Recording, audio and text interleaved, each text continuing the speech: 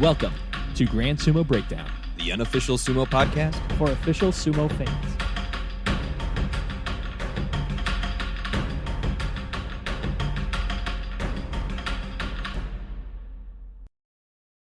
All right, welcome to Grand Sumo Breakdown. No, shut up, Jake. I even Jake explained better than you because I know who I am, so like I have a better perspective. No, I already said welcome to Grand Sumo Breakdown. This is Ryan.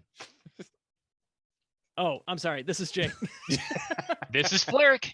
This is Mac. Fleric, no, you are the Yokozuna, the immense, the new, the fantastic. You are the Yokozuna of this tournament. I do appreciate that. So you can be the Mac. Very well done. I am not worthy. I have to say I saw Fleric this weekend. He's absolutely not immense. He has lost an impressive amount of weight. Well, he was definitely sleepy enough on the couch. I was getting sleepy. Yes. I was all that work. I was all my hibernating work, trying to sleep more. Yes, Ryan, you were recovering.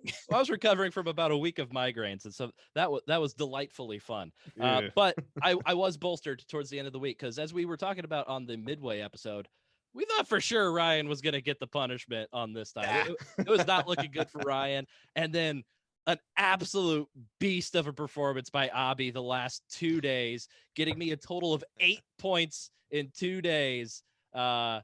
Just vaulted me not only past Mac into third place, past Jake into second place. You cannot take me down. There's nothing that will destroy me, not even those migraines. I am inevitable. I am immortal. Wow. Better knock on some wood there, Ryan. He says from second better, place. Ryan. I refuse. Yes, I do feel immensely better. Thank you, Flair. So yeah, we will get to Mac's punishment in a little bit. For everybody that was really wanting to see me chug a beer, shotgun a beer for the punishment, that's going to be delayed until whenever I do lose. We're just going to add that punishment to whatever other punishment comes from the Takayasu teacup of punishments, petty cash, and Patreon compliments. So putting a beer in there, it's a very crowded teacup now. Yeah. Yes. Speaking of Patreon compliments, Jen Blackmore, Casey Mustang, Quinn Deeds, Beth Comer, The Ethnic Mix-Up, Dave Rodriguez, Warehouse Rat, Stephen Ward, Willie Jean, Rod Lunsford, Andrew Huntington, Jens Though, Michael Chung, and Justice Victor. You're the motivation that got me through my week of migraines. Without you, I would have given up and let the sweet release of death take me. Jesus. Wow. That was bad. Didn't really go for the sumo theme there, did we? No, not quite. A little dark. Hey, I'm a host of a sumo podcast, and they're the reason I'm here talking to all of our listeners today. So yeah, there's your sumo tie-in. I'm just reading through the list of names, and Warehouse Rat stands out to me. So impressive name. I do approve. I like it. I like it. It was especially Warehouse Rat that I made it through for. I knew he'd be devastated without me. Yep. They really did carry Ryan through their support, the massive amount of money we've siphoned off of their credit cards from Patreon. It really is the fans that carry us through.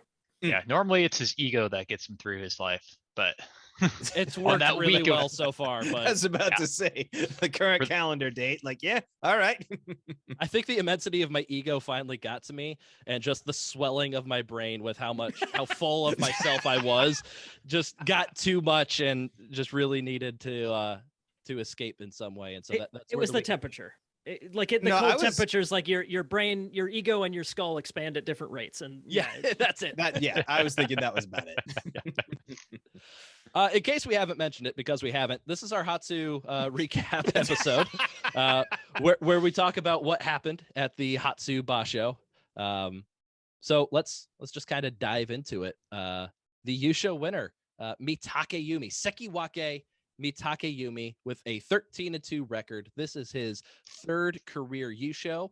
Some fun facts about Mitake Yumi: he is the only Rikishi to ever win 3 Yusho as a Sekiwake. He accounts for almost 10% of all Sekiwake Yushos, 3 of 31. Being close to double digits accounting for Yushos for one specific rank, it's only 10%, but it's still pretty neat to me. 'Cause I wonder what percentage does Hakuho hold for all Yokozuna Yusho? Jake, do some research. That's a good question. It's Fair amount. already like 7:30. I'm done thinking for the day. I'm just you know that I coast. Let's just coast. It's after 7:30. Jake's done. Yep. And Mitake Yumi is the only Rikishi ever who has won 3 Yusho before becoming an Ozeki in the 6 Basho per year, 15 match per Basho system. And he is also the last wrestler to ever beat Hakuho. So there's some impressive stats for, well, I don't know. Is it impressive? It is impressive. 3 Yusho is impressive no matter what. I'm just saying that to not get to Ozeki before this point can be taken either way as impressive or, come on, what are you doing, buddy? It's like it was intentional, but this time he messed up. Yeah. It's like, oh crap, I forgot. This is the 3rd one where I needed to do poorly. I thought I was only on my 2nd one. Shoot, I thought that 9 was good enough to keep me down, but dang it. Shodai, suck for me. I wonder if he made a promise to his wife or something where it's like, I just got to hang out with the boys until I make Ozeki. The Abi effect. Once I get to Ozeki, then yeah. Way to go. You blew it. Yep. That must have been it. Speaking of Abi and hanging with the boys, he is our June Yusho winner with a 12-3 record, his 2nd career June Yusho and his 2nd straight June Yusho. So Abi been absolutely killing it since coming back to Makuuchi from his suspension. We also had 3 special prize winners. The Gino Show Technique Prize does go to Mitake Yumi. This is his 3rd career Gino Show prize and his 10th special prize overall in his career. The Shuken Show Outstanding Performance Prize goes to Abi. This is his 1st career Outstanding Performance Prize and his 4th special prize overall. And the Kanto Show Fighting Spirit Prize goes to Maegashira 14 Koto Nowaka. This is his 2nd career Fighting Spirit Prize and his 2nd special prize overall. There's a lot of questioning of people of who was awarded special prizes this Basho. Nobody's arguing that the 3 guys who got a special prize didn't deserve it. They all absolutely deserved it. But really no love for 11-win Ishiura and Hoshoryu. That's got to be a snub. Both of those guys were posting their best record in their career. This is the first time either one of them have gotten to 11 wins in a tournament. Ishiura, I think, especially snubbed for at least, if not technique, which I think he showed probably the best wide-ranging technique in the entire tournament, but his overall fighting spirit at least I think deserves something. What are your guys' thoughts on the special prizes this tournament? Rigged, and rigged again. You think they have a vendetta, especially against? I could see a vendetta against Hoshoryu. It's like, Asa Shoryu, we don't like him, so we're gonna snub you. Who would hold a grudge against Ishiura? Those who do not like Miyagi no Oyakata and his legacy. Or Magaki Oyakata. Or Magaki, excuse me. Yes. I don't know. So we did have somebody ask us how these are decided. So we'll go over those real quick. And I think, sorry, go ahead. Don't just say somebody. This is patron great Rod Lunsford who asked us how these were decided. Forgive me, Rod. He's no warehouse rat, but that's pretty no, but Rod, well done, Rod. First, Ryan completely craps the bed on saying your name properly for that whole episode that one time. But no, the basics, the Kanto Show, the fighting spirit is pretty straightforward. In that they give it to whoever shows the most spirit, and generally it's somebody who gets at least 10 or so wins from the lower ranks. In particular, we see this one often if somebody is making their top division debut and they get at least 10 wins. That's pretty much a lock, right, Ryan? I think you did the research on that one. Yep. The technique prize is a little bit more nebulous, but I mean, the title kind of says it. That's who they think demonstrated the best technique. Some of the patterns we've seen in the past, a lot of the times it'll go to somebody who lands a very strange or uncommon technique. And a lot of times it will go to somebody like Ishiura in this Basho who used a wide variety of techniques. Yeah, and I think it can also go to somebody like Mitake Yumi. I mean, he's pretty meat and potatoes sumo, push you out belt or Yorikiri Oshidashi kind of guy. But I think another qualification for the technique prize is somebody that imposes their style of sumo on the matches very well. And obviously Mitake Yumi did that spectacularly. Sure. Meat and potatoes, but like pretty damn good meat and potatoes. Oh, definitely. Yeah. But yeah, so that's, in my opinion, I think that's the one where Ishiura probably got a little snubbed. The Shuken Show, the Outstanding Performance Prize. This one, the couple ways I've heard it defined are if you beat the guy who wins the whole tournament, that's one of the ways that you can qualify for it. Or if you beat, in this case, Abi beat Teruno Fuji. So even though, did Abi and Mitakeyumi fight? I think Mitakeyumi won that one, right? Yes. So technically Abi didn't beat the guy who won the tournament, but he did beat the Yokozuna, and he did have an outstanding performance, just in general. Sure. Mm-hmm. But that one is a little bit less cut and dry as far as my understanding goes. But that's generally the trends that we see for how they assign the three. But we have also seen in the last year or few, there's not as many of them.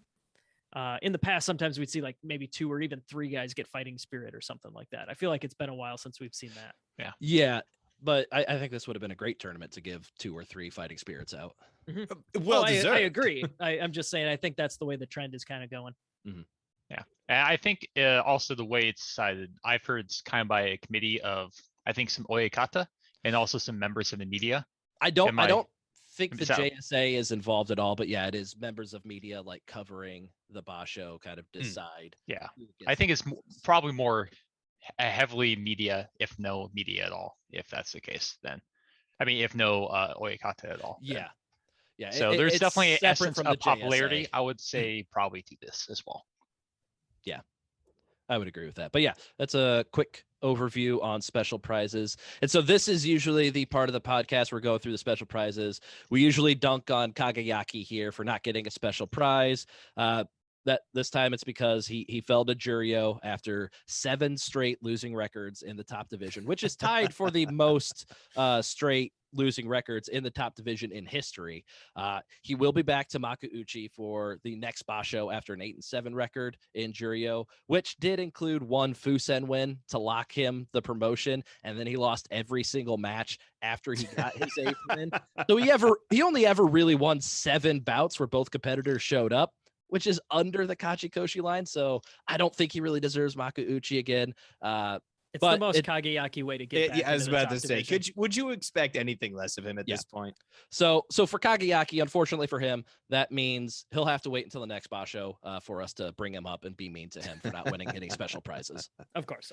Yeah. So let's talk a little bit about the Yusho race. It came down to a potentially super exciting day 15. It was still exciting, but it could have been way above because after day 14, Mitake Yumi was alone in the lead with 13 wins, and trailing him with 12 wins, and trailing him were Teruno Fuji, Abi, Kotonowaka, all with 11 wins apiece. And so the matches that were drawn for day 15 were Mitake Yumi versus Teruno Fuji, where if Mitake Yumi could beat the Yokozuna, he would win the Yusho outright. And if he lost, he guaranteed a 3-way playoff between Mitake Yumi, Teruno Fuji, and the winner of the Abi versus Kotonowaka match, which Abi did defeat Kotonowaka in a very, very exciting back and forth match. But Mitake Yumi did prove to be too much for what appears to be a very injured Yokozuna and denied us all the first 3-way playoff in the top division since Haru 1994. And a little fun note, when I was researching when the last 3-way playoff was, there was a 4-way playoff in Haru 1997 and a 5-way playoff in Kyushu 1996. Once again, proving that the 90s were the best decade ever. Yeah, that's what we're taking away from that for sure. That's the real message here. Yeah. So more about Mitake Yumi. We mentioned promotion to Ozeki. It was rumored after the Basho that they would call a special meeting to decide whether Mitake Yumi deserved to be promoted to Ozeki. And about 10 minutes before we got online to record this podcast, he was officially promoted to the Ozeki rank. So Jake, you predicted this in our year-long predictions. You You saw Mitake Yumi Yusho, you saw Mitake Yumi promotion to Ozeki. How were you so right when the rest of us were so wrong? I don't want to brag or be, too much of a sore winner, but I would point to the last 5 or so years of sumo podcasting that I have participated in. It would be a good place to like do some research if you want to understand why I'm so good at this kind of stuff. Says the man who I think has the most losses in our prediction series. You and Mac. No, not anymore. I have the second most losses, but I am pretty sure I have the fewest wins. Yeah. Yes. Almost positive on that one. Yeah. So Fleric, when you look into your crystal ball as thinking about Mitake Yumi as an Ozeki, do you think he will be closer to a Takakeisho level Ozeki when he's there, or a Shodai level Ozeki? I gotta go probably more close to a Shodai, but like more of a Goedo, I would probably say.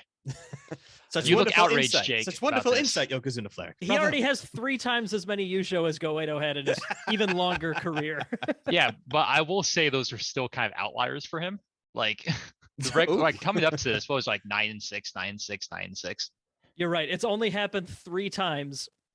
Like, yeah, well, I'm just saying, it must like, be outliers. I'm just saying, like, when I go into a tournament, like he can contend, like, definitely, and like he can kind of bring it, and like, okay, I guess I'm gonna use it now. Let's go. He has, I guess, more capabilities. Like, how about Guedo plus or Guedo plus? Guedo plus. Yeah, Hakuho competed in 103 Basho, and he only won 45. There's like 45 outliers where he won them. All the others, all outliers. The point is, he doesn't get nearly as many consistent double-digit Bashos that Takakeisho does. So he seems like a step below for me, even though he can definitely, like, when the everything's looking pretty good, like he can get those Yushos. That's definitely the case. But it's just like I'm expecting it's mostly going to be the Mitake Yumi that we've seen all this whole time. It's possible maybe he changes like a leaf because like he deals the pressure of being Ozeki. I think some people do that. I feel like Teruno Fuji has kind of stepped up a little bit of level when he did that. So, but I'm not expecting it. So, I guess my last point that I'd like to make there is that Hakuho 100% has spoiled us for how good you have to be good. Yes. And even when Hakuho is gone, Teruno Fuji up until this tournament has been pretty much just as dominant, right? But damn it, and now I'm going to use the word that Fleric just used, but those guys are like kind of the outliers. Like, I know Fleric is wise, but I'm using it appropriately. So here, let me do some quick. Let me toss some numbers at you. Mitake Yumi has 3 Yusho in 37 total tournaments in the top division. That translates to about 1 every 12. So every other year. That sounds like the pace he's been on, the pace he could probably continue roughly, right? And he is barely 29 years old. So he's got probably 4 to 6 more years in him, something like that. That's another 2 Yusho. Just purely if he maintains this, which gives him 5. That is like so far up the list as far as, career totals go. I think that is an insane pace that he's already on.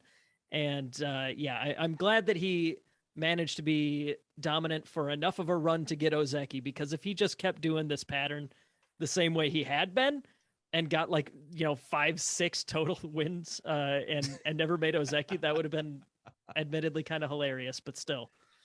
Yeah. I guess the one clarification I want to say is like overall career, like it's super impressive. I agree with you. 1 Yusho is flipping amazing. Amazing to be able to get that. But he definitely just has high highs and low medium lows. Like I don't know, his lows are not too bad. Like he's stupidly consistent, which is why I'm super impressed with this guy. But there's a lot of his medium consistencies just a lot more often. That's why I see more as a Guedo plus, because he was always there again, like a 9-6, And so I would say, it's he's on his way. He already has an amazing career, which is fantastic. But my expectation of him going into each Basho is not stupidly high. That's fair. Yeah, I mean, because we say that he's consistent in that he's always 7 to 9 is what we kind of have always expected from him. It's extremely consistent Basho to Basho, but like, yeah, it's been rare for him to have long stretches of being consistent day to day to get those promotions. Yeah, I think that I will say like the rankings. If I were to rank all the Rikishi, not thinking about the Banzuke, even though I think it's getting pretty close, I would still put Terunofuji first. Takakeisho is still a clear second in my mind, and then not include Asanoyama because he's not around. It would probably be Takayumi as third. So yeah, I can see that. That's fair. I'd be on board. So I was zoning out a little bit looking at some Mitakayumi stats. And I just came in. Did you say Mitakayumi would be your third level Ozeki or third overall in Sumo? Overall on the Banzuke. Yeah, best Rikishi currently on the dohyo. I don't have to slap my superior Yokozuna across the face, and then that's why you're saying third That's best. Right, superior Ozeki. Well, you bested me this time. Indeed, Yokozuna Flick. And so, Flarek, another question for you: does this results and completed Ozeki run change? And I think you already answered this. Does it change your perception about Mitakayumi overall? It sounds like it doesn't. You think he's probably just going to chug along between 7 to 9 wins. No, I guess I'll be very curious to see if like he like takes this like rank with like dead seriousness and try to be like a really good Ozeki, try to be that level of opponent against everyone else. But I just don't see it. Like I'm assuming he's just going to be pretty similar to what he's always has been. Yeah. I think I kind of agree with that, but he does feel undemotable from the rank of Ozeki. Yeah, totally. He has only once in his Makuuchi career had back-to-back Makekoshi. Oh, that's incredible. And Jake said he's been up there for 37 Basho. So to only have one instance of back-to-back Makekoshi, that's fairly impressive. And now he's up at the Ozeki rank, and there's a lot of young newcomers coming up into the ranks of like Sekiwake Komosubi, the Maegashira 1 through 3, that he's going to have a lot of experience over, and it's probably going to be tough for them to kind of overtake him on a consistent basis where he might fall into back-to-back Makekoshi. So I think it's fairly safe. I think he's probably the least likely of the current Ozeki to be demoted. Takakeisho due to injuries, Shodai due to ineptitude. I was going to say Shodai due to Shodai. Yeah. And then, Mac, one question for you about Mitakayumi. Yes. How mad are you at Mitakayumi for denying us the Tomoe-sen playoff? Quite mad at that point, just because of how rare it is. It's rare enough to get one playoff. The fact that we had the potential for a 3-way playoff, an actual Tomoe-sen, it's like, come on, make this happen. But no. And it would have been the guy with 12 wins in Mitakayumi in this case, who is 1 win short of an Ozeki promotion. Maybe the Ozeki promotion could have been on the line for him in the 3-way. Terunofuji is the Yokozuna, so that's always exciting. And then Abi's the guy that's kind of trying to rocket his way up to the top.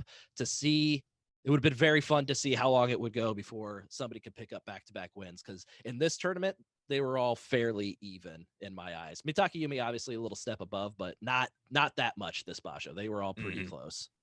It writes itself. It's like that. This scenario had so much potential, so much writing on it that it could have been astronomical. But now, all right, fine, Mitakayumi, you take on the injured Terunofuji. That's all right. Yep. So let's talk about the other Ozeki that. Well, not other Ozeki, the only Ozeki for this tournament that really did not make an impact, at least in a good way, this Basho. We had Takakeisho, we discussed on the midway. He had to drop out due to a ankle injury, I believe it was. I think it fell off, yeah. Yeah, that sounds about right. Besides it falling off and ruining his career, there's no news about the current injury and how long he will be out, but he will be Kadoban for the 5th time in his career as an Ozeki. And we have to remember, he did fall down to Sekiwake once due to injury already, and then was able to get 10 wins in the next Basho to regain the Ozeki rank. So it's not out of the picture for Takakeisho to fall back down to Sekiwake here. And then we have Shodai, who probably completed his worst full Basho as an Ozeki, getting a 6-9 record, I believe it was. he will be Kadoban for the third time in his Ozeki career. And I have a quote from Haruth on Twitter that I really enjoyed, where she said, Shodai has 6 fighting spirit prizes. Shodai? Fighting spirit? 6? What? Adding to that, there was some commentary from the great Murray Johnson, who was talking to another colleague over there, and they said, "You think Shodai will pull out?" And he goes, "You can't pull out because you're depressed." And I thought, oh my God, he summed it up perfectly. So, Mr. Murray Johnson, well done, sir. Yeah, I think there's a little recency bias. Like, Shodai earned everything that he got. It's just that most of the time he doesn't feel like earning those things. Yeah, 4 of those fighting spirit prizes came from his Miracle 2020 that I still don't understand how he put together that record that year. But that's where 4 of his 6 fighting spirit prizes came from, when he was just dynamite and probably at least the second best Rikishi in sumo that year. Mm-hmm. Yeah, he got 3 Jun Yu shows, a Yu show, those 4 Kanto show, and a Shuken show as well. And a Shuken show. All in the span of 1, 2, 3, 4, 5, in 7. So in like a year and 1 tournament, like, you know, several careers worth of accomplishments, and then he's just kind of done. Yeah. Well, what I liked in some of our previous shows, we kept asking the question, is Shodai good now, and can we like Shodai? And I think of all those times, we're like, nope, the bottom's going to fall out eventually. I don't think we can acknowledge this. And I think the bottom fell out, at least for this one anyway. Yep, we'll see how he bounces back for the Haru Basho. And so Mitake Yumi being promoted does really help out sumo. We actually kind of really needed him to be promoted, because if Shodai and Takakeisho were to both fail to return from their Kadoban status and be demoted to Sekiwake for the May tournament, we would have 0 Ozeki.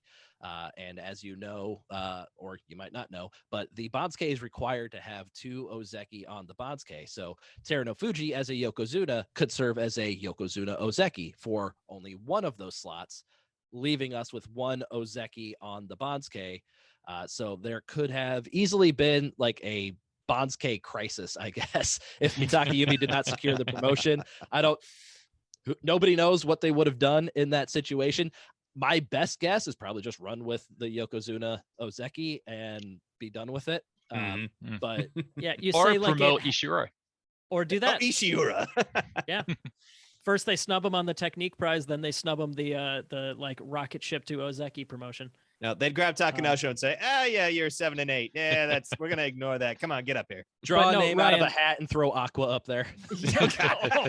Aqua will throw himself up there attempting a Kakenage. And land on his head. Yeah. But no, Ryan, you said like they have to have 2 Ozeki on the Bansuke. Like, or what? Like, will it catch fire? Like the clay won't hold together. It'll always fall apart. It's imbalanced. The Bansuke's imbalanced. Mawashis will come undone. Cats and dogs living together. Like, yeah. Mawashi. The salt will no longer fly. It can only fall. I wonder if that's like, you know, a mistranslation or something like that. Like there's some ancient text or something that says like there must always be 2 Ozeki, or like that's how they interpret it, but like it's a complete misunderstanding and it doesn't really no matter more, much. no less. Yeah. The rule of 2. But it is due to the circumstances of Takakeisho and Shodai that we have seen some people claiming that those guys being Kadoban are the only reason Mitake Yumi was promoted here, just to kind of prevent that potential Bansuke crisis. I highly disagree with that take. And all we got to do is look back to our absolute favorite Rikishi on the Bansuke, Shodai. Shodai, in his Ozeki run, he only had 32 wins and was promoted to Ozeki, and the Ozeki that were competing at that time were Takakeisho and Asanoyama. And when they promoted Shodai with less than the 33 wins over 3 Basho, Asanoyama and Takakeisho both had 10 plus wins that Basho. So we felt pretty good about our Ozeki at that point, but they still threw Shodai up there to fill that void. So I don't think they're just throwing Mitake Yumi a bone here. He got the 33 wins over the 3 Basho. He got a Yusho in there. he met all the requirements, and he obviously earned that promotion. He wasn't given a freebie because they were worried about the world imploding because there would only be one Ozeki on the Bansuke. Yeah, totally. So let's talk about our Yokozuna Teruno Fuji. He has his streak of 7 straight Basho with a Yusho or Jun Yusho snapped at 7. Still a very impressive streak by Teruno Fuji. It seemed like he might have aggravated his knees after jumping from the dohyo in his day 12 loss to Meisei. Actually sounds like that is a new calf injury for him. So I don't know if that is more optimistic or pessimistic in how you view him in being able to recover for the next tournament, but he was very slow getting up after that match, and he did not look like Teruno Fuji in the next few days against Abi, and especially that final match against Mitake Yumi. I mean, we saw the first week, you get Teruno Fuji to the edge of the Tawara, he's going to do everything he can, fight back, and throw you to the ground. When it was Mitake Yumi, he got pushed like 6 inches away from the Tawara, and he's like, okay, you got this, you win. I'm just going to step myself out of here. You got the Yusho, buddy. Yeah, the Ichi Nojo maneuver. Yep. Yes, exactly who I was thinking of. The Ichi Nojo special. So, Mac, do you think that Teruno Fuji's injuries were the reason he lost 3 of his final 4 matches and lost the Yusho? Do you think a healthy Teruno Fuji at least forces a playoff with Mitake Yumi, if not taking this Basho outright? I look back at his actual match with Meisei, and I really wanted to see how hard he did land. And he did not bend his knees. He landed hard when he jumped out of that ring. So I completely think, like we were saying earlier, I think it messed up his knees. I think it messed up his shins. And I think that basically just took him out. I think he was in so much pain that he couldn't perform. He won his next match against, I believe, Takanosho. But then after that, he lost the other 3. So, no, I think he was just in so much pain that he couldn't fight through it. Yeah. Oh, sorry. Go ahead, Jake. I was just going to say Mitake Yumi broke a streak. Teruno Fuji had beaten him 7 times straight. Oh, wow. Yeah, Mitake Yumi has faced him 8, 9, 10 times since Teruno Fuji has come back up to the top division since that his big injury a couple years ago. This was only the 2nd time that Mitake Yumi managed to beat him. So I think it's fair to say I think that's enough sample size that, like, yeah, Teruno Fuji should clearly be the huge favorite in that matchup. But at the same time, Mitake Yumi was absolutely on his game. At the same time, Teruno Fuji was particularly off his game, in our opinion. So yeah, I think perfect storm for that to be a upset. Yeah, I think the main opinion going around the Twitter sphere and Sumo sphere is that he stuck around just so that there wouldn't be no Yokozuna at the end of the tournament. I think he wanted to make sure there was a Yokozuna present. If there was another Yokozuna or he wasn't that rank, it sounds like he probably would have pulled out after that day 12 loss. So Fleric, I had a question in mind for you, and then I started talking about something else, and then I completely forgot what. I remember now. Are you? Sorry, you have to do a little bit of work. I almost got through it. The Yokozuna Fleric will not wait. Do you have any long-term fears about Teruno Fuji here? We've been talking about it since he came back. We're worried about his lower body and injuries. I think when he first came back, we're like, there's no way he's going to be able to perform long enough at this high of a level with those injuries, become a Yokozuna. He made it here, but now we're seeing that first glimpse of injury. Do you think this could be something that really kind of keeps his level down from what we've seen the past few Basho, or do you think he might be able to get past this and get back to like the 14-1, 15-0 levels of sumo? Yeah. It's so hard to say. I always like to look at history when trying to predict the future like this, and he's always come back from injury pretty well.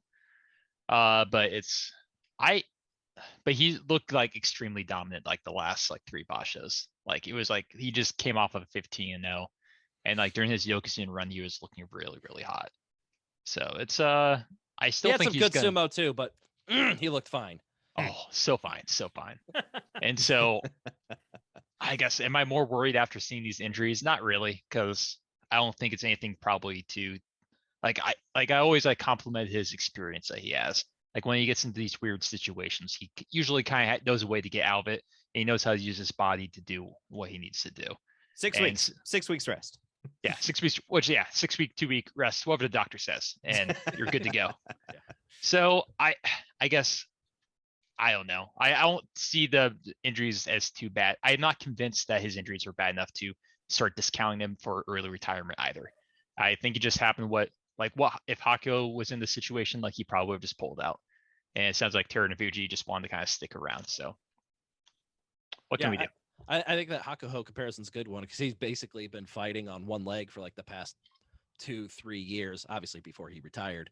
But when he showed up, because of his experience, like you said, with Terunofuji, he relies on his experience and his technique and his brains to kind of move past those injuries. So yeah, I'm hopeful that Terunofuji can kind of do the same thing Hakuho's been doing, understand his weakness, and just figure out how to work around that. Yeah. Well, I will say, like, Hakuho is always good about pulling out if like he felt like he had injury and he couldn't compete. Hopefully Terunofuji doesn't really kind of feel like he needs to stick around all the time. Like he can take those bashos off and heal up. Mm-hmm. Let's move on to the rest of our Sanyaku Rikishi. We had Takanosho at Sekiwake West, who finished with a 7-8 record. He will drop down to the Komosubi rank. It will be his first time as a Komosubi after spending 5 Basho as a Sekiwake. And then our 2 Komosubi this Basho, Meisei and Daisho. Meisei ended up with a 5-10 record, Daisho with a 7-8 record. Both will drop from the Sanyaku ranks. Anybody have anything to add on these 3 guys? Jake. We talked about it a little bit on the midway that Chino Kuni had been wrestling way better than his record. I feel like Meisei and Daisho deserve the same praise, that the records did not accurately reflect how much heart they were putting in. Yeah. It didn't translate to wins, and I guess, sometimes that happens. So I guess that's all I can really say about it. But yeah, I do think that they're guys that proved, in my opinion, that they do belong roughly in this area of the Bansuke. Just, results didn't show up this time. Yeah. Let's talk a little bit more about our June Yusho winner, that being Abi. We'll go back to Jake for this one. Does this Basho, coupled with the last Basho, change your opinions on Abi's potential from before his suspension? Because I know for me, Maegashira 15, I wasn't sold after that 12-3. Does this 12-3 for Maegashira 6 kind of convince you a little bit more of his level of sumo? Well, I was just looking back to the ceiling that he was at before was, I don't think he actually ever hit Sekiwake. He had Komosubi like 4 times in a row. Yep. But I don't know. I think his ceiling might even be a little bit higher than Komosubi. And he just wasn't able to get past that rank last time. What's definitely putting a damper on the hype for me is that strength of schedule. He did show up, of course, and beat a couple quality opponents, but until we see him against a full top of the line schedule, it'll be impossible to say for sure. But I guess, since that's the coward answer to this question, I will say that I am very optimistic on where he can go. Flaric, you mentioned earlier, like your ranking for who's like who you think are like the best guys on the Bansuke, and like I think we'd all agree Terunofuji, as long as this injury isn't so bad, is top. Below that, you got Takakeisho, Mitakeumi kind of in that second tier. And then I think this third tier, I think Abi slots right in there with guys like, Shodai, Takanosho, some of these other up and comers. You might toss Hoshoryu up in there.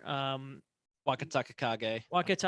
You kind of have like this the pack on tier number 3, and I think it would be fair to say that Abi, I can't think of more than those 3 guys that I'm positive are better than him. Yeah.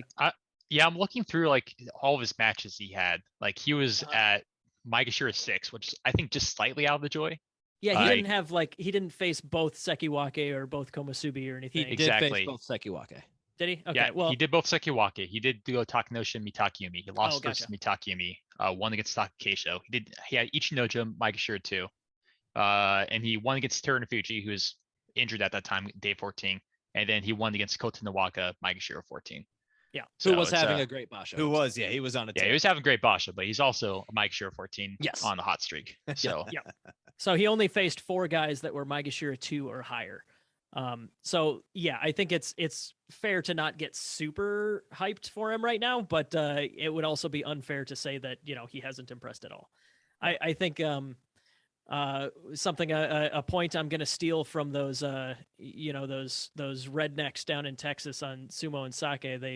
They may not have indoor plumbing down there in Texas, but they did make a good point on Abi that it's clearly more about athleticism than technique for him.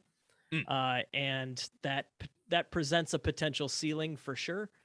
It just depends on how it develops, but we always look down a little bit on pusher thrusters for like lack of technique, or however you would want to phrase it. But I don't know. The athleticism has gotten him so far already that very well could keep it going. Yeah, he definitely has a very strange body, and he plays to those strengths. Yeah, which is it always works for him. I think that's might be some of the reason why he's having so much success is like he has such a unique style, in my opinion. Like it's kind of he's been away for such a long time. People haven't really been training. They haven't been doing all the like interheya practices. So maybe people are just like not used to facing him. So that maybe he gets figured out. We'll see. But I think what you say, like in that that third tier below, like I feel like that's definitely where he belongs. And whether or not he's going to be prove himself a tier above, like he seems to be doing with all these Jinyu shows, or whether or not he just kind of goes even with that pact, I will be very curious to see. Mac, curious from you. I don't think too many of us were kind of thinking Ozeki potential with Abi before he went on his suspension. I know definitely for me, I'm kind of seeing Abi, like if somebody said Ozeki Abi late 2022, early 2023, I don't think I'd disagree with them at this point. Are you kind of with me now where like you're really seeing Ozeki Abi potential at this point, or do you want to see one more tournament out of him? The next tournament for Haru, based on my preliminary Bonds-K analysis, I think he should be Sekiwake in the next Basho. So we will get a full schedule from Abi facing all the top rankers. But Mac, where do you currently stand with Abi? I want to see one more. Obviously, he did well in the lower ranks. He did well in the mid tier. I want to see one more with him up at the top tier before I'm convinced. Yeah, that's fair. You're gonna take a layaway ticket on the hype train for the moment. Well, at this point, I've been fooled by hype before. That is definitely true. How about you, Ryan? How do you feel about Abi? Like I just said, I think late 2022, early 2023, I think I could easily see Ozeki Abi at this point. I think I might be all aboard. It might be because I chose him as my champ for the last 2 Basho, and he's done very well for me in both those instances. Pick, but all right. He's definitely, just based on that, definitely kind of turning me into an Abi fan, which I didn't think was possible. Honestly, it sounded like you were working that opinion out as you were asking Mac the question. Yes, I was about to say. It sounded I could like see it on his face as he was doing this. Yeah, the gears were turning, and he was like coming to terms with the fact that he's an Abi stan like full time now. I think his technique is very similar to what it was pre-suspension, but it's a lot better now. Post suspension, I think he had an issue with overcommitting to the push, and kind of getting over his skis, I think is a phrase people use, and he was very easily like kind of pulled forward and knocked off balance. The Ono show effect. Yeah, and could be easily thrown into like a Tsuki Otoshi when he had somebody at the edge of the Twara. We're not seeing that really very much, if at all, this tournament. We saw him get a Watanabe win this tournament where some weird stuff happened and it looked pretty bad for Abi, but he was able to get a hold of his opponent's belt and throw him out of the ring. So I definitely am feeling pretty good about Abi and his chances to rise to the rank of Ozeki right now. I guess it wasn't a what? Yeah, no, there it was day 6. Watanabe. Yeah, day 6. Naomi. Yeah. Do you think he's a cut above like Takanosho? Nah. Meisei, Daisho, like Wakataka Kage? Or you think he's like around the same? Because I'm at the moment around the same. I think it doesn't. It's hard because we haven't seen him face those guys. Like you said, we saw him face Ichinojo and then Teruno Fuji, Takanosho, and Mitake Yumi, all the guys ranked Maegashira 2 and above, which he did 3-1 against those guys this tournament. I would say right now, probably a victim to the most recent occurrences Recency in bias. the recency bias. There you go. I think I might put Abi a little bit ahead of those guys. I think he might be the top or one of the top couple guys in that tier 3 we were talking about, for me at least. There you go. Ride that fire. Ride that passion. And all those points.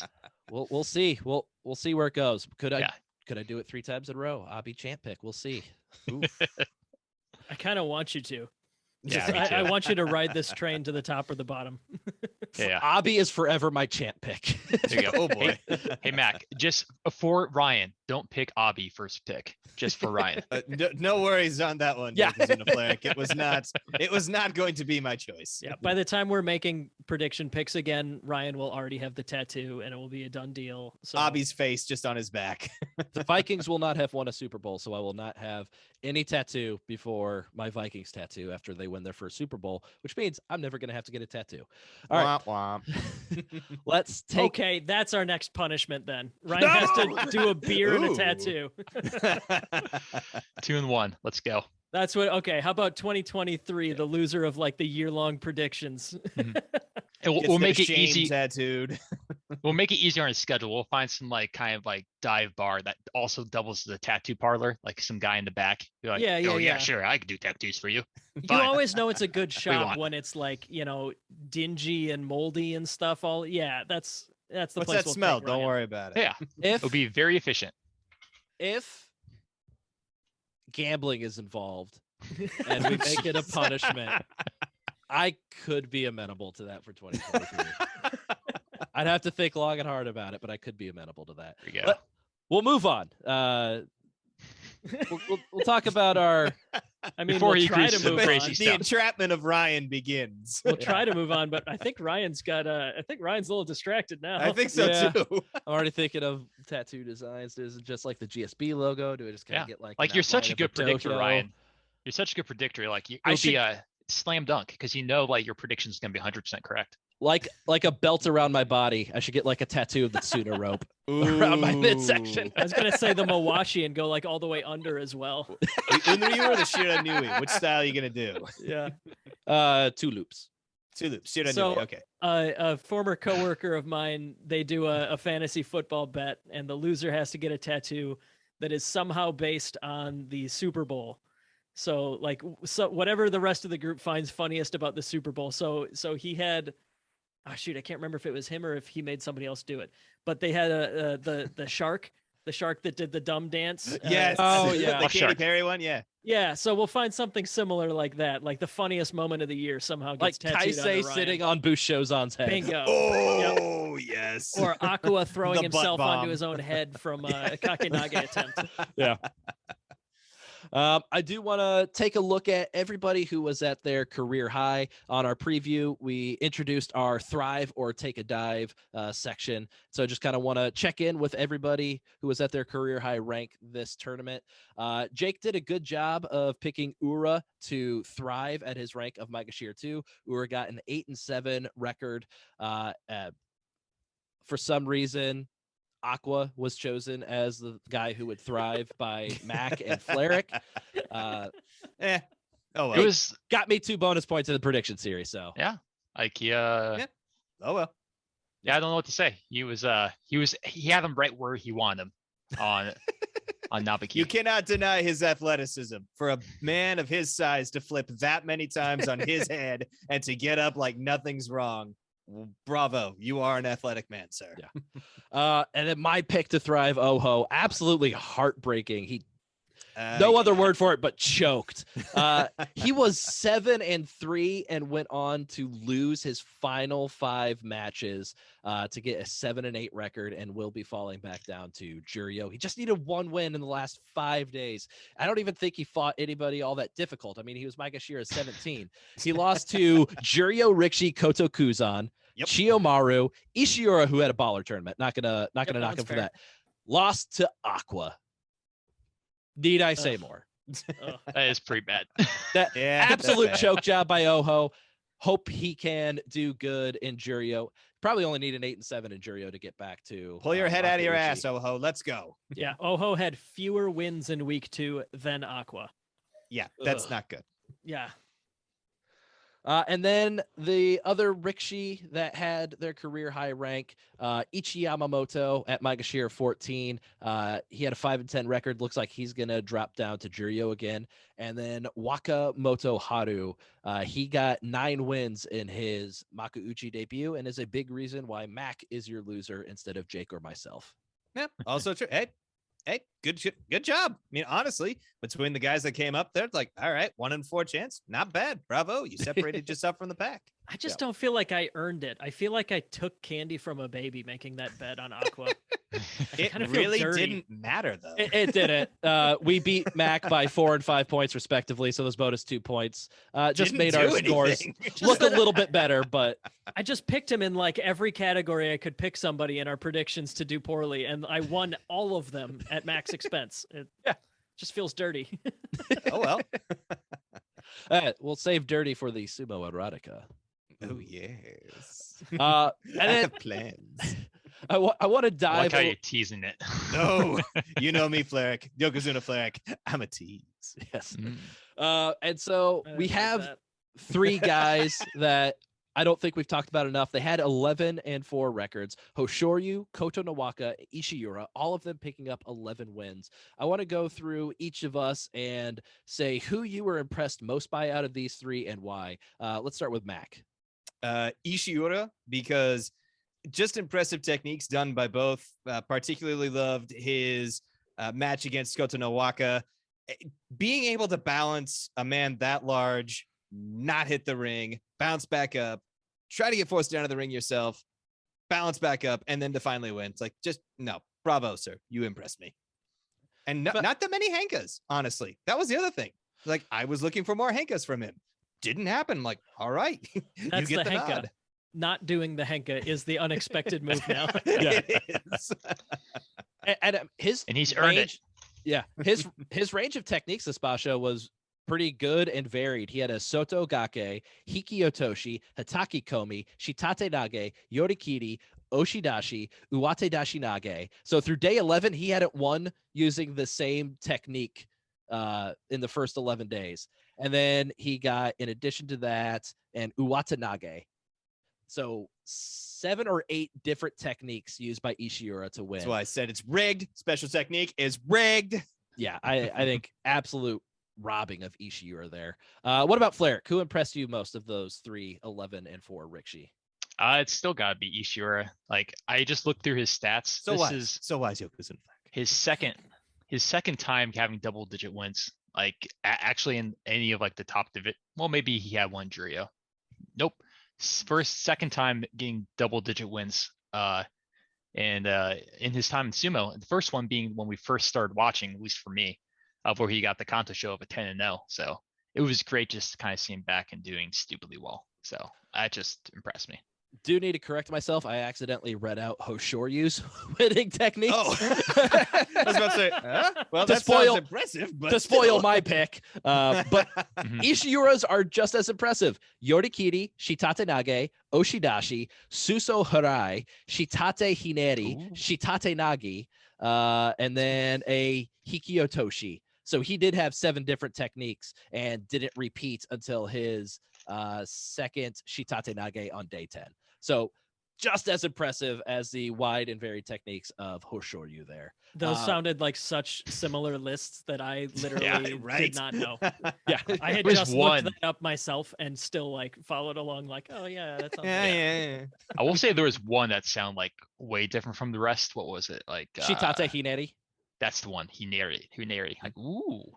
Like, underhand, that's why he was deserving. He was robbed. Down? Underhand Twist down is my guess. Yeah. Twisting underarm throw. Yeah. There we go. Okay, cool. So yeah, to go into my pick, Hoshoryu for me, getting the most wins in his career, the way that he did it, very impressive. He did knock off an Ozeki. It was Shodai, so everybody was beating Shodai this Basho. He did pick up another win against Takanosho as a Sekiwake there. So very impressed with Hoshoryu here. That 11-4 record, it'll be close for him. There's some other candidates that could go there.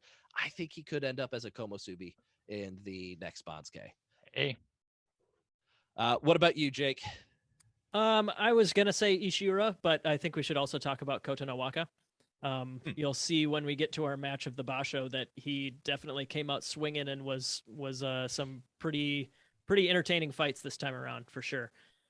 He has gotten double-digit wins in the top division one time before, from Maegashira 15, which only got him up to Maegashira 8. I'm sorry. At 12-3. Yeah. I'm sorry. I missed that. So yeah, this will be his third time, and it seems like he's kind of bouncing up and down since then. We'll see. I wouldn't.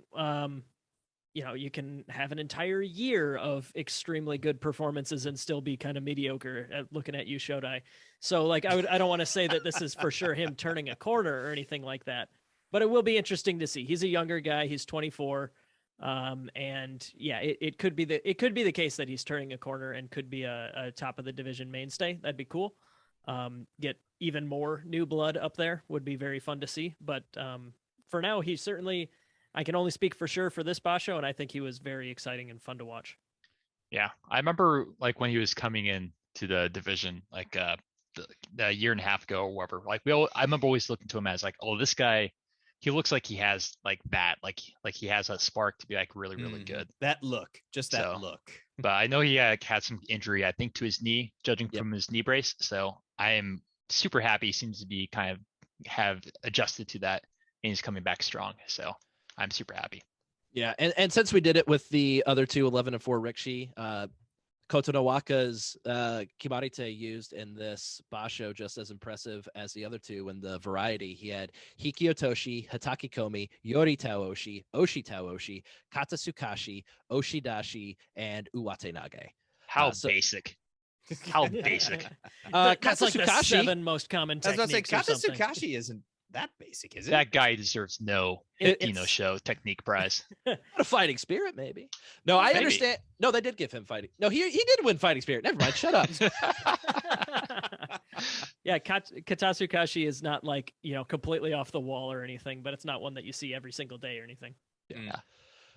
So is there anybody else that we have not brought up yet that anybody wants to shine a spotlight on, or somebody we've mentioned in passing that you want to shine a brighter spotlight on, Jake? Yes. I appreciate you framing this as if anybody else had like stats and research that they needed to present. So it started way back at the beginning of the tournament. Aqua and his stupid Kakenage. His stupid idiot move that he went every single day. He attempted a Kakenage and he blew it basically every single time. The best case scenario was he wouldn't lose from it and then would somehow manage to recover and come back in a match. That was the best thing that he ever did with his Kakenages. Yes, Ryan? Next Basho, I want to see his Tachi just be immediately going for the Kakenage throw and hoping that the other guy launching himself into Aqua just lines up perfectly for Aqua to hit that right at the Tachi. He'll the Teratsuyoshi effect. Yeah. He'll just like stand straight up, put one leg out, and like kind of turn his hips like most of the way around and hope that they kind of fall into it. Oh God. All right. So as someone like me who doesn't know Kimarite, so what's this Kimarite? Can you describe it?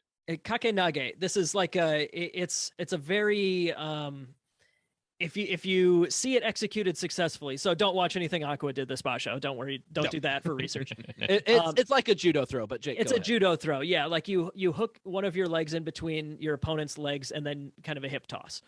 The problem is in sumo, and there was some great discussion. Caleb, Josh Clements on Instagram, both these guys came back with some feedback on exactly why they think this is happening. Josh even sent me a couple videos of him in training that were kind of fun to watch, like demonstrating what makes this move work and what doesn't. And one of the big differences is in judo, you have like a full gi, right? You can grab somebody up by the lapels. You have like a longer lever to twist, to pull on somebody. Whereas in sumo, really, you're kind of flailing at their arms to kind of get a grip, or you're grabbing somebody right at their center of gravity on the mawashi. Mm-hmm. So it's not necessarily the same technique in sumo as it would be in judo. And Aqua is not necessarily great at either version of it. He kind of gets He kind of gets in like a Sukuinage position, like a beltless arm throw, but then he throws the hip toss element into it. And every single time he would do it, he would go down with his opponent because like it's one of those moves where you're both kind of going down in that classic sumo position. You're both on one foot. But unless you nail it perfectly, or unless you have a better grip on the belt or a better handle on like, you know, the lapel area where you would in judo, you go down first when you do it wrong. And it happened several times, like in a row almost. So I did a quick little research project here. Aqua, on his way up to the top division, he used this move in like 6% of all his wins, which isn't a ton, but that's still 14 times the average wrestler's rate of pulling off a kakenage. He tries it way too much because on his way up through Makushita and especially in his last tournament in Juryo, he nailed it a bunch of times. And I imagine that like he's gotten like some spectacular gym moments, you know, in practice and stuff like that.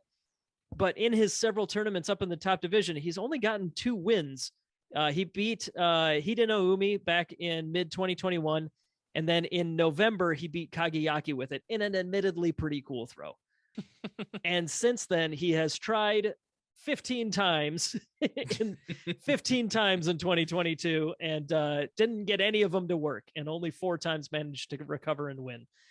Yeah. Okay. So that deeper dive than we normally go into technique right there. But that one, what the hell? It is his 4th most often used Kimarite. What? I mean, like career-wise, top division, I don't know if he has. It's those 2 out of like. Let me bring it up real quick. Out of his top division wins, he's got 32 of them, and 2 of them are by this technique. Way, way fewer than attempts. He's got to be like 2 for 50 or something on that move. Okay, rant over. We can move on. I just needed to get that out because that was my favorite part of the Basho, was watching him attempt the same move every time. Mac, Flarik, either of you guys have any other guys you wanted to shine a spotlight on? Maybe not as bright of a one as Jake did, but just anybody else worth mentioning to you. Go ahead. I was looking up Terutsuyoshi Ashitori wins, and I think he just had like what 1, 2, 3, 4, 5, 6, 7, 8 wins. Granted, this doesn't count the number of time he attempts it and loses. Yeah. Or probably a similar ratio, right? But like it's not nearly as much as the kakenage or whichever move that was. Ura got a pretty nice Ashitori this Basho against Takanosho.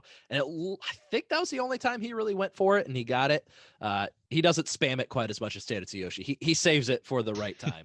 Yeah. Hey, for context, Terutsuyoshi has succeeded on Ashitori in only 2% of his wins. So a third the rate that Aqua has succeeded at his signature move. Just to put it in perspective, it's the same situation, but Aqua just dials it up to 11. What about you, Mac? Was there anybody else you wanted to highlight?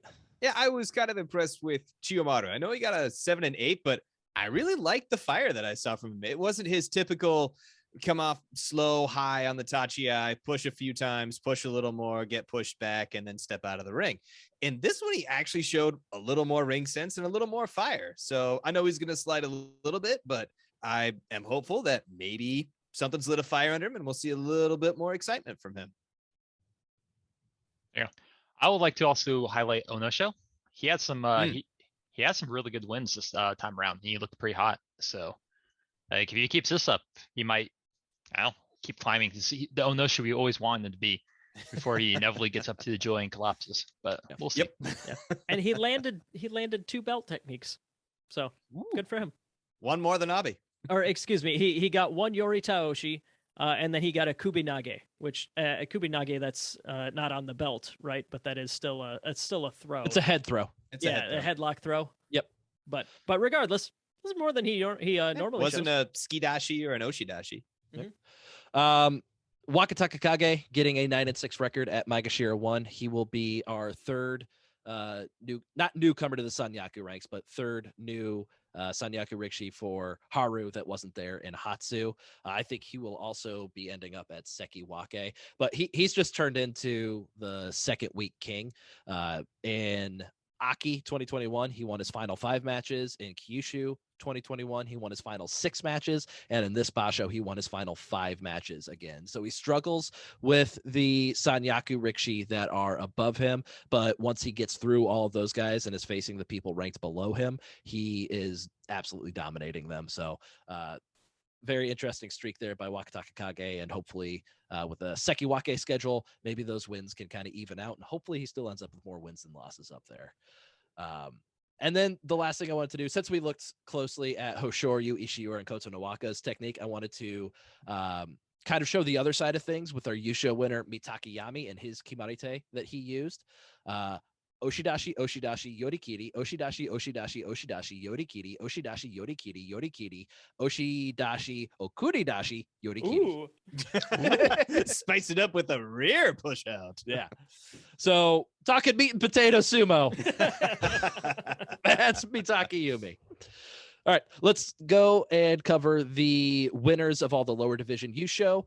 In Juryo, we got Koto Shoho with his second career Juryo Yusho. We know him. We do know him. He will be back in the top division after a 5 Basho stint down in Juryo. Hopefully he does quite a bit better than when he just absolutely melted down after getting to like Maegashira 2 or 3, wherever he was.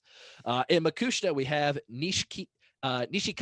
This is his first career Makushita Yusho. This is only the 6th Basho in his career after receiving a Sandanme Tsukedashi last March. 23 years old. He will not be in Juryo next Basho. He was like Makushita 35, I believe, but he will end up in the promotable range of Makushita after this Yusho. Yeah, he beat Was Ryuden. that I was going to say, was that at a playoff against Ryuden? It wasn't a playoff. They were both 6-0, and in their final match, they faced off, okay. and Nishikawa won that one. Got it. In Sandanme, we have Mukina Kano. This is his first career Sandanme Yusho, his 5th Basho overall. He started at the bottom and has had really good records all the way through. But it's his only 4th Basho he's competed in because he is in Miyagino stable, and they were held out in the I think it was the Aki Basho. They were held out of that Basho due to COVID. And I think all the new people coming into Miyagino stable were probably recruited by Hakuho. So I think this might be a guy to watch out for. He's rocketing up the Bonsuke. He's trained by Hakuho. So Mukina Kano might be a fun guy to keep your eye on. Yeah, and he did go to a playoff against former GSB title holder Osanai. Ooh.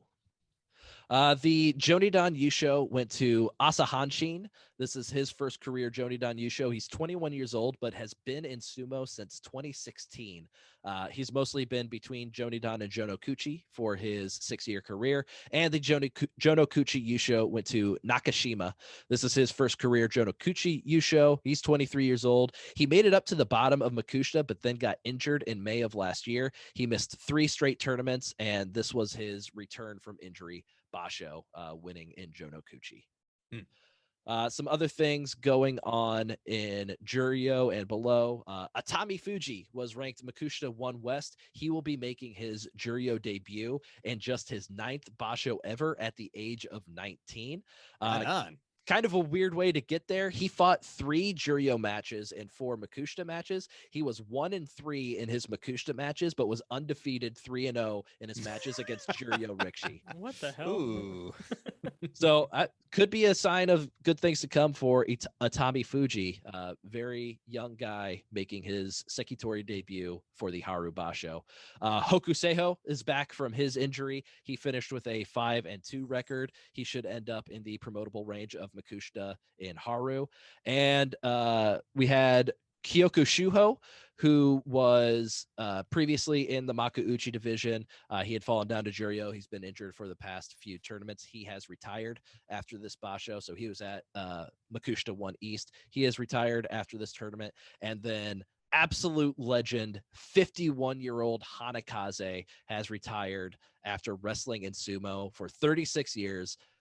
He joined sumo in 1986. Never made it above Sandanme, but he wrestled for 36 years. Wow. finally calling it quits at the age of 51. Man, 1986. It is really a wonder to think back on what a ancient sport sumo is, that it was around all the way back in 1986. Yeah. And so he wrestled in 214 tournaments, fought in a total of 1,471 matches. I do want to look up Hakuho, see how many total matches he fought in. It's going to be a completely different scale because Hanakaze only ever fought 7. Right. 7 per Basho. Yeah.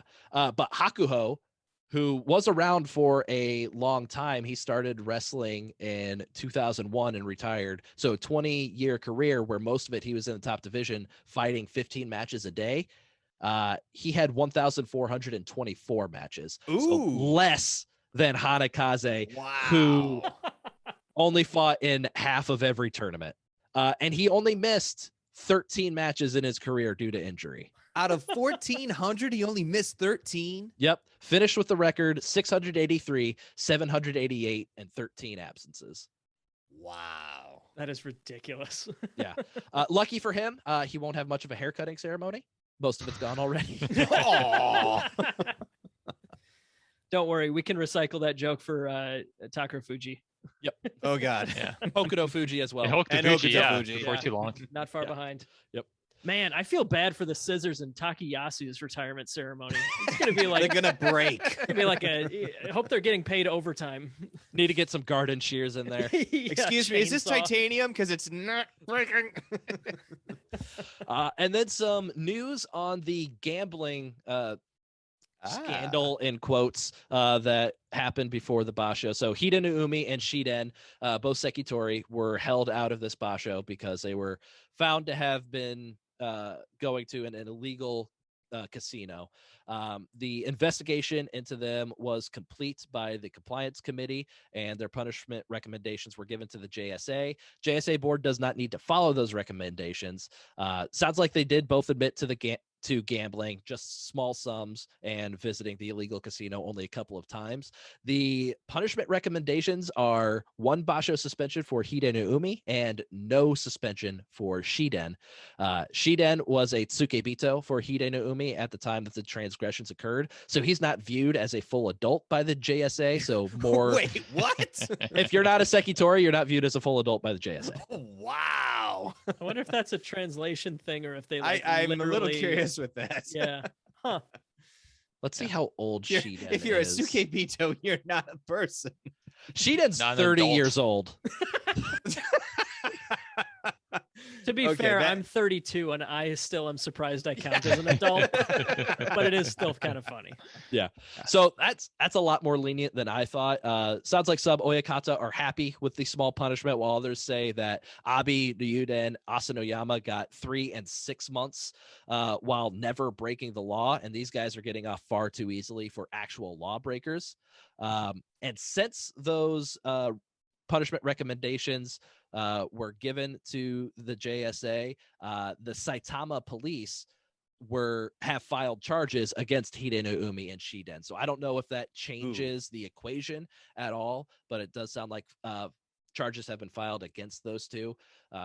Honestly, surprised it wasn't recommendation to retire. I just go back to Takagenji for smoking marijuana, breaking Takaganja. Takaganja, breaking the law, and he was forced to retire. I don't know if he lied to the JSA in their investigation. I think he did for a second. Then he missed. Yeah. So if Hiden Umi and Shiden don't lie, then they might be able to keep their careers. It sounds like lying is just absolutely no, you're out. So we'll see what happens. But right now the recommendation is 1 Basho suspension for Hiden Umi. I don't think this one would count as that suspension, and no suspension for Shiden. Yeah, Who I think obviously it's wasn't a person. who's not an adult. Who's not a person. Yep. I do think He it's, is now because he's Sekitori now, but when it happened, not a full adult. Okay. So I do think that it is worth pointing out if you think that the COVID curfew breaker guys got punished too hard for that. you do kind of have to keep in mind that a wrestler died of COVID last year or in 2020. And yeah, gambling is certainly not legal, or, it's certainly frowned upon, but like, I don't know. There's some different perspectives available, and it's an interesting rabbit hole when you start considering if you're funding crime, So yeah. You can get so some it's tangents there. I think the small sums, if that's true, really helps. He didn't. Yeah, exactly. I mean, we joke that Taka Genji was kicked out for marijuana. Maybe it was a ton of marijuana. I don't know. How many dime bags? Oh no, not dime bags, gallon bags. Yeah, so like gambling. Do they give marijuana in dime bags? I'll go to Flair. You are asking the wrong group for that question. I was gonna say, no, not dime bags. I would not say. Usually more than that. But what I think it also, some people said maybe it was just canvas oil, or maybe it was like just one joint or something. So not huge amounts for Taka Ganja.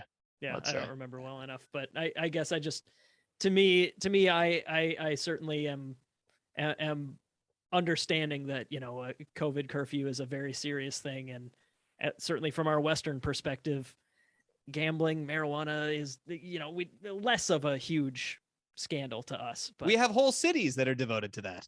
Mm-hmm. Oh, right. You mean like gambling, like Las Vegas? Okay, I was trying to think of what's the weed city that he's making a joke about. I think there are several we could say, but anyway. As I alert the local police to start monitoring my Google searches, I have typed in what drugs are dime bags for. I love it. Okay, Ryan. What it says is youth most often reported purchasing marijuana in nickel, dime, or other small bags. So maybe marijuana is sold in dime bags. I thought that was more powdery substances like cocaine and other powdered drugs. Thought so too. Let's say yes, Ryan. Alert the police to your searches more. What drugs come in dime bags? The people want to know. I will say, like the gambling casino they went to, I think it's pretty funny because I think.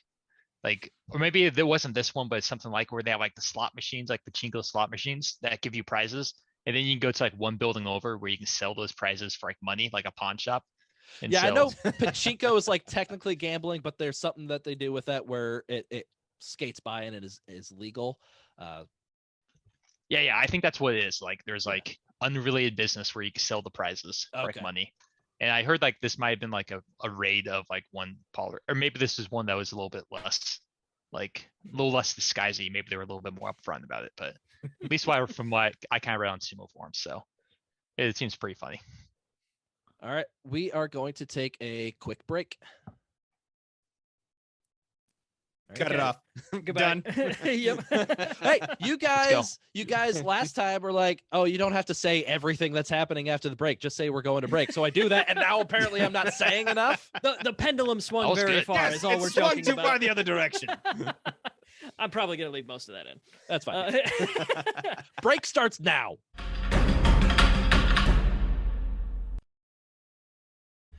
If you enjoy the Grand Sumo Breakdown podcast, you can leave us a 5-star review on Apple Podcasts or your favorite podcast listening service.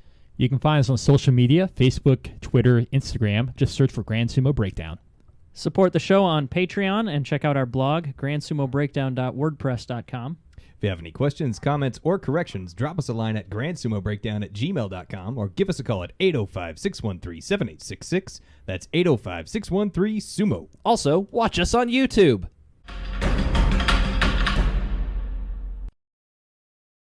Welcome back. We're going to take a look at the GSB title belt, which had the dumbest possible outcome. We mentioned with that build up. Yeah, no, it's literally the dumbest case scenario. So Ryuden held the belt for this whole tournament. He won it on the last day of the previous tournament, and he held it for 6 matches at Makushita 5 East. So like if he won a 7th match, winning the Yusho at Makushita 5 is a pretty solid shot at getting into Juryo, moving the belt absolutely up. Would have been it. I mean, he's going to be in Juryo anyways with the 6-1 record. Just because of the way it all shook out. Yes. Yeah. Okay. But instead on the last day, he has to go up against the aforementioned Nishikawa, who is Makushita 35, who beats him. So Nishikawa is going to get promoted roughly to Makushita single digits, and the belt's going to be in the exact same spot. Hey, that makes up for us completely skipping Jonidan at the beginning of this belt because somebody like in Jonidan beat somebody in Jonokuchi or something like that, but we completely like skipped that division. There was one crossover match in in July of 2021 that resulted in there only being 2 Jonidan matches that in the entire history of this belt. So whatever, stupid crap happened. I guess it was kind of cool on those final 3 days or final 3 matches, I guess. Ryuden beat Tomokaze, who we are familiar with from a couple of years ago before he blew out his knee. Tomokaze's on his way up pretty quick here. And then on the second to last match, he beat Aki Seiyama, the human melting marshmallow, who also had a very good tournament. So, well, after that unbelievable blast he took, like, I hope he had a good tournament. Oh yeah, there's one day Aki Seiyama, somebody did a mata the absolute hell out of him. And Aki Seiyama, being the professional top of the line athlete that he is, just like fell over just all the way out off of the dohyo, and I felt awful for him. But then he came back and won. It's so weird how he's like he can be so strong and so stable when he's like ready for it. And then when he's not, he's just like the stereotypical, like out of shape, roly-poly. I don't get it. That's so true. Like in like real life too. Like if you're bracing yourself, like you can like take like a hard hit, but if you're unexpected, you're just gonna go flying. And when you're 400 pounds and you take an unexpected hit, I guess there isn't a way to look good doing it, right? Oh, so. No. Gravity's a bitch. Gravity's a bitch. Okay. Well, anyways, the GSB belt, nothing really happened. Whatever. I don't care. Go on. So, Fleric, it is your time to shine. Brag about your achievements. Yokozuna Fleric. Do what you must. I'm just better than everyone. That's all I gotta say. I'm just fair enough. Like Itakeyumi's pretty good. I always rate him as like the best rickshaw on the dohyo at the moment. He's gonna go 15-0, 15-0, 15-0. About 6 Bashos in a row. Easy peasy. It's gonna be good. So do you have me? Ryan's gonna be forced to pick Abi. Since his ego. Are you going to be locked into Takayumi as your champ for the next year? I am not going to be nearly as dumb as to say I'm going to do that. No. That's why you're Yokozuna right now. That is why. Only one of us is going to only one of us is so competitive that somebody mentioning, well, what if it's a tattoo for a bet? And then considers it. Oh, man. So no, I thoroughly enjoyed this Ryan doing terribly this entire time. That was probably until the final 2 days. Until the final few days. Yeah. The ending, the whole ending of the thing was messed up. But the whole build up, the first couple seasons was fantastic. So day 13, I had 14 points. Jake and Mac both had 15. So I'm still losing day 13. And then you get to day 14. All of a sudden, Jake and I both have 18 points. Mac has 17. And then at the end of day 15, I get I'm at 22 points. Jake has 21 points, and Max still has 17. Yep, points. My team imploded. So I got 8 points in the final 2 days, thanks to Abi beating Teruno Fuji, getting a bonus point for beating somebody else's champ, getting a Kimboshi, another bonus point for Abi getting a Junyusho, another bonus point for Abi getting a special prize. I love Abi. It's ridiculous. So stupid. Yeah, I know you were sweating for a while once Tamawashi got the Kimboshi. Like you were like, it's over. Yeah, because I thought midway you were quite irate. That I was thinking that's gonna be like the one of 2 matches that Teruno Fuji drops. Tamawashi is gonna get a winning record. They're gonna give him the outstanding performance prize for beating the person who wins the Yusho. But Teruno Fuji obviously didn't follow through on that end, so Tamawashi didn't get a special prize. Because if Tamawashi got a special prize, it would have been another -3. I still would have beat Mac. That Tamawashi pick, it is worth noting, is still the worst pick on the whole board. Yes, I think that's pretty awful. He only had 7 losses, and then you lost 3 points for the Kinboshi. So I got 4 points out of 4 points out of him. Tamawashi and 18 out of Abi. Yep. So our punishment this time was a fan's choice. As I mentioned at the beginning, we also threw in Ryan shotgunning a beer. That's because we thought I was going to lose. I didn't. We're going to tack that on to whenever I lose the next time down the road, whenever that is. And that the poll we did on Twitter was between Sumo Erotica, Sumo Song Parody, and Sumo Dad Jokes. A shock to nobody. Sumo Erotica won that. Mac, what is the deal with the Sumo Erotica? The Sumo Erotica is a work in progress. I assure you, it will be fantastic. Yes. Yeah, so, sounds like you're a little bit busy this week, right? Yeah, make sure not to give any details on what you're talking about. With the implosion of my team being completely unexpected, I'm like, oh crap. And due to some scheduling conflicts outside of that, I have not been able to devote the time it deserves for this punishment. So don't sell yourself short here, Mac. Your timing issues are due to you going for like your second or third master's degree that you're trying to turn into a PhD. And so you got homework for some classes. Don't sell yourself short here. I'm also in the process of buying a house. So yeah, you've got some stuff going on. There's some things going on. So as I mentioned, I was behind on day 14. This is still in the period of Ryan being decently sick. So I was wanting to get ahead, assuming I was going to lose.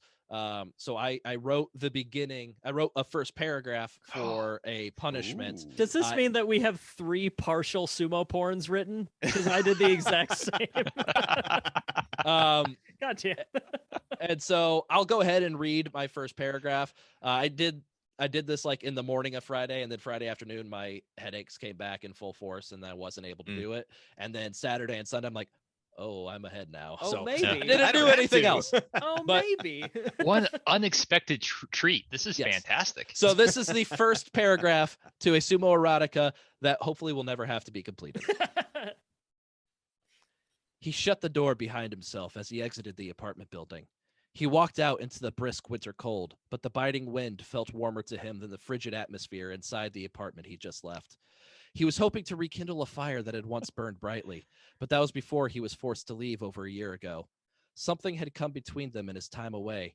He knew that he should have been excited regardless of the changes that occurred, but it just wasn't the same anymore. It was obvious to everybody involved that something needed to change. I can't keep putting it off anymore, he thought to himself. People will start getting suspicious. He tried to brainstorm solutions to his love troubles. I could use the upcoming Basho as an excuse. I can't make any decisions during these 2 weeks. Besides, if I'm not satisfied with my results, I can always say that I need more time to focus on myself and my sumo. The guilt inside of him weighed heavily. Part of him knowing he should do the right thing and mend the fences between them. The other part wanting to abandon his responsibilities completely and stay where he had found a happiness he had never known was possible. He pondered this all the way back to his Heya, but as soon as he opened the door, all of those thoughts left his head as he saw the smiling of faces waiting him inside. I'm back home, boys, Abi said. Did you miss me? So that's all the further I got, but I figured we do a little bit of something since Mac needs a little bit of time to get his erotica out. We will have Mac's punishment completed on our Haru preview episode, so stay tuned for that. Oh yeah. Or don't, whatever. Yeah. Oh no. I'm having my wife Carolyn, who has read a plethora of romance books, help me with this one. This is gonna be good. There's gonna be like 3 acts. Some plot. Oh yeah, no, totally. Arcs. There's this is gonna be long. Trust me. Good. I know Jake hates that, but I love it.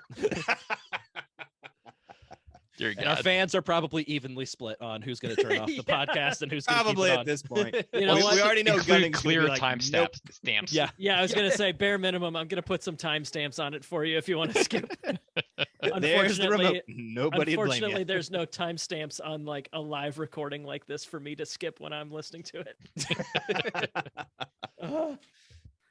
All right, let's talk about our bold predictions that we got from our fans on Twitter and find out who has won a free t-shirt, a free Grand Sumo Breakdown t-shirt. So we'll start with some good predictions that were good, but not quite enough to take the win. Edward Serain called Abi with 10 plus wins, and then Hoshoryu with 9 wins and Koto Nowaka with 9 wins. So he only called 9 wins for Hoshoryu and Koto Nowaka, but they both kind of lived up to deserving whatever. That was still good. Deserving whatever. Whatever. He make prediction tweet good. Yeah, he did. Tib Sumo, our winner of the last bold predictions, he said that Teruno Fuji would have a 9-6 record with 3 Kimboshi given up. He's the only guy that I saw that kind of thought Teruno Fuji wouldn't do all that great. And 11-4 record for Teruno Fuji is kind of equivalent to a 9-6 record a little bit. And he gave up 2 Kimboshi instead of 3. So close, but not good enough to win. Wow. Similar to that, Todd Pedler thought that Teruno Fuji would get a knee niggle and lose 3 bouts. We're going to call that calf injury close enough to a knee niggle, whatever that is. I don't think I've ever heard of that. Knee niggle. Be careful to enunciate, please. Yes. I'm going to butcher this guy's first name, Gyan Valjean. He predicted that Taka Keisho would go Kyujo on day 4, and Taka Keisho went Kyujo on day 4. So that was very good. I'm pretty sure that's a Les Mis reference. Okay. But I don't know Valjean. that musical well enough. And then Taka Gaijin, like I said, I was kind of in a haze for the second week of this tournament with all my migraines and stuff like that. So I'm pretty sure this happened verbatim. But he said Teruno Fuji will tear through everyone to be 14-0 on day 15. During his final day bout with Taka Keisho, just as he is about to win, Magaki Oyakata will run down the Hanamichi, tearing off his Kyokai jacket to mount the dohyo and finish Teruno Fuji with a DDT. You guys have to fill me in. I'm pretty sure that happened. That might have been a dream that I had. It's pretty close. Okay, that's what I thought. But then Abi comes in, hits him with the chair, and so Mitakumi gets Yusho. He points up in the rafters. Haruma Fuji is up there at the banner of Teruno Fuji and just slides down with the microphone. Dives off of the structure hanging above the dohyo with an elbow drop. Yoji tears off his outfit. It's Asashoryu. I decided who wins with the Goombay. I'm back. Abi with his limbs and his athleticism, I bet he'd have a killer drop kick if he was a wrestler. Ooh. Yeah. Some of our bad predictions, Henka Demon, with probably the worst prediction that you could have had. Aqua doesn't land on his neck for once. Was blown up proven on day 1. Yeah, wrong like 6 different matches. Excellent. Despite Takayasu pulling out of this Basho due to COVID, we still got 2 Takayasu Yusho predictions from Breeze of the Dene and Spinlet 1. Oh no, my alt accounts. No, in all fairness, I think those came in before we knew Takayasu was being held out. But still, horrible predictions, even if Takayasu had competed. Shut up. And then Fade Resistant said Abi would get 7 wins. Teruno Fuji would be Kyujo week 1. And what particularly landed him on the bad prediction list was a hot garbage Shodai Yusho. Ooh. Yeah. Instead, it was a hot garbage 6 and 9. Yep. And our winner of a GSB t-shirt is Tony with a T, Mitake Yumi Yusho and Ozeki promotion. Absolutely nailed that on the head. Bold as hell. I mean, also true, but nailed it. Based on history, pretty bold. Nailed it. So Tony with a T, we will get a hold of you and get all of your information so that we can send you a free GSB t-shirt and have that information on hand if we need to blackmail you at some point in the future. Exactly. In case we have more medical issues that we need to siphon off credit card information for. Yes. Which, knowing me, I'm going to have one in about 2 weeks. Yep. Like this last month, at the end of December, like a few days before Christmas, I had COVID. So I was down with that for a little while. The day of Christmas, I had to go into urgent care because I had another eye ulcer that I get like once a year, which are very painful. If you combine the words eye and ulcer, I think you would imagine how that doesn't feel. Yeah. And then just last week, I get those freaking migraines that I had to stay home from work for a week. And Ryan is a man from the Midwest. So if he's staying home from work for being sick, bad. It's bad. He was on the verge I had of a lot of guilt. Oh, yeah. Yeah. Oh man, if only I could be working right now instead of worrying about my health. Like I went to the doctor. I don't do that. Yikes. No, that is against all Midwestern men's mantras. Like, no, I'm fine. I'm fine. We're good. I'm going to work. Yeah. So I'll I have have some... another arm. I don't care if this one's off. I have feeling in my other hand. We're fine. So I'll have some medical malady in 2 weeks that all of our t-shirt winners who've given us their address will be sending you something in the mail and expecting some cash in return. And then by the end of the year, I'm sure I'll be dead. Yeah. Oh man, this is going to be hard to listen to if that happens. You know what? I'll be fine. I'll just be thinking about all of our patrons and they'll help me pull through. Let's get to our GSB awards. The first one is our clever title award because I couldn't think of a clever title for it, but it goes to Wakataka Kage for being a dummy and stepping out before beating Shodai on day 4. You know, that title's actually kind of appropriate for what he did. Just dropping the ball at the end. Yeah. Yep. Yeah.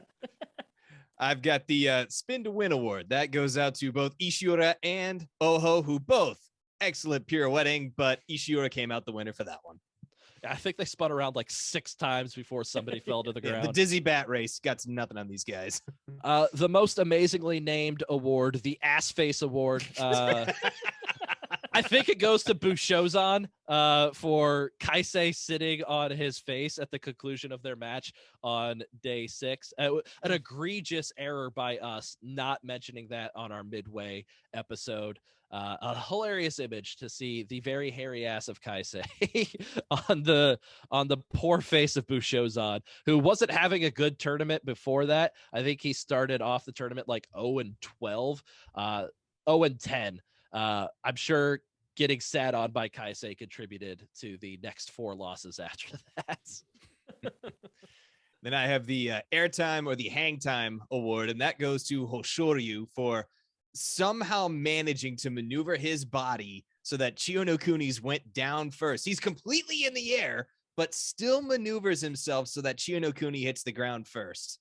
Just wow. Well such a good match. Such a good hamstring stretch too by Hoshoryu. Yeah, he should also get some sort of minor participation award for also blasting his face open on the edge of the ring that one time against was that against Shodai, I think? Yes, because then he had to do another match. Yeah. Oh. And then our final award, the match of the Basho. This is a pretty good Basho for exciting matches, especially day 4. We have 3 candidates from day 4. So we had Teruno Fuji versus Daisho on day 1, Chiyomaru versus Ichi Yamamoto on day 4, Takano Fuji versus Tobizaru on day 4, and Teruno Fuji versus Ura on day 4. Chiyomaru versus Aqua day 8, Endo versus Kiribayama on day 12, Ishiura versus Koto Nawaka on day 10, and Abi versus Koto Nawaka on day 15. And after all 4 of us voted, it came down to a tie between Ishiura versus Koto Nawaka on day 10 and Abi versus Koto Nawaka on day 15. So a pretty good Basho when it comes to quality matches. Exciting finish, not nearly as exciting as it could have been, Mitake Yumi, but still pretty exciting. So congratulations to those 3 guys, Koto Nawaka twice, I guess, for getting a dual match of the Basho credit on this one. Send us your address and credit card information, please. Yes, please. Yes. We'll give you a free t-shirt. And like that. And future blackmail, yes. So Jake, it was a fun Basho, but what was your favorite moment of the 15 days? Probably over the course of like day 12 through 14, as it was becoming real that Mitake Yumi was going to be an Ozeki. It felt long overdue, and as a guy who's like, Mitake Yumi is probably like top 5, I guess, for my favorite guys, roughly somewhere in there. And it was very cool to see him finally get there. And I think I know it wasn't like formally announced until like today when we're recording this on Tuesday, the Tuesday after, but like it was a done deal by like day 13, 14. It was pretty obvious that it was going to be a thing. Yeah. And when they announced like we're going to call a special meeting to decide whether he's Ozeki, and I don't know that they've ever called one of those. I'm like, nah. I understand those are all formalities. About to say, yeah, everyone travel together. We need to meet at this conference room to like say nothing. Yeah. All right. We all know why we're here. Yeah. Why are we here? What about you, Mac? What was your favorite moment? I would say my favorite moment, honestly, was just spread out over the 15 days, just watching Hoshoryu. Again, I think he's one of those that we've pinned a lot of our hopes and expectations on, and I think he's delivering. at this point. I'm impressed. I want to see him continue to do well. So all in all, 11-4. Bravo. Keep going. You, Flarek? The Tamawashi Kimboshi was pretty good because that was just the utter despair that just kind of pushed Ryan into was just fantastic. So devious, Yokozuna Flarek. So devious. Yeah, so very devious. And then, like, of course, he all works out in the end. Yeah. Like Abe, he's on my shit list, I would say. Yeah, I'm probably gonna say Abe beating Terano Fuji on day 14, kind of vaulting me ahead of Mac. Yeah, when I thought for sure there's no way that I was gonna be able to not lose this one. So I couldn't even be mad with the outcome of this one. I'm like, well, it is what it is. I can't be upset at this. Very selfishly, I'm gonna say Abe's performance the last 2 days. Yeah. I will say I'm happy Mitaki and me got another show. Yeah, that was. I like seeing some parody up at the top. Very happy to see Mitaki Yumi finally get that Ozeki rank, and now I can anger Jake one more time by saying, I've been saying that the more Bashos you spend in the Sanyaku ranks, the more likely you are to get an Ozeki promotion. As in the top 10 Sanyaku appearance Rikishi, the bottom 5, none of them made it up to Ozeki. And now in the top 5, 4 out of 5 of those guys have made it to Ozeki, just proving the longer you're in Sanyaku, the more likely it is you will. And be correlation, causation, synonyms. Mm-hmm. But here's the big question. When do we think second week Mitaki Yumi will rear his head? We know he's coming. Probably Next second Basho. week of next Basho. Okay, next Basho. Okay. Could be. Absolutely. I very clearly anticipate Mitaki Yumi riding the 9 and 6, 8 and 7 train. Yeah. Throw it a 7 and 8 every once in a while. The Goedo plus. Well, he'll be hitting the all the hard matches right at the end. So as an Ozeki, his matches against other Ozeki and Yokozuna will be in the last couple Second days, week. and the Sekiwake will be in the second week. So yeah, he's going to be tossed right second back week? into a second week heavy schedule, and it might be to his benefit if Terano Fuji, Takakeisho pull out later in tournaments, but it might also totally blow for him. I will also point out Shodai did miss facing Terano Fuji again because Shodai was so irrelevant in the Yusho race. Yeah. He's been doing a pretty good job of being irrelevant in the final week, so they're not wanting to face him with Terano Fuji because they need to sort it out with the other people in the Yusho race. Oh, man. That is all we have for our coverage of the Hatsu 2022 Basho. We should be back early next week, Jake and I, for our full Haru Bonsuke prediction. This one's a toughie at a couple of different spots, so it'll be a tough one to navigate. We'll probably have some bonus episodes between the two Bonsuke episodes. Not sure what yet, but something will be there. At a minimum, we'll have a couple more interviews with United States sumo wrestlers. We've been getting a good train of those going and expect to see more. We've been having a ton of fun with that. And then our Haru Basho will start Sunday, March 13th. The Bonsuke for that will drop on February 28th. So stay tuned for more Grand Sumo Breakdown coverage. Jake, what is up? So for Instagram, let's post a picture of us pretending to argue really bad to drum up some extra drama. So everybody make a quick angry face. No. Flarek, Mac, what's wrong with you guys? So I'm like, pathetic. No. Yokozuna Flarek, demand that Mac participate. You're cool. Yeah, keep doing your thing, Sukabito Mac. Thank you, Yokozuna. I got what I needed. Thank you. I can fake some drama. You know, we'll play the crappy marketing version here. Brilliant. It's too late, Mac. We already did it. Damn it! I know. Thank you.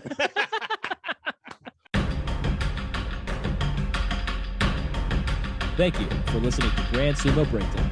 Until next time, Throw your salt high. and keep moving forward.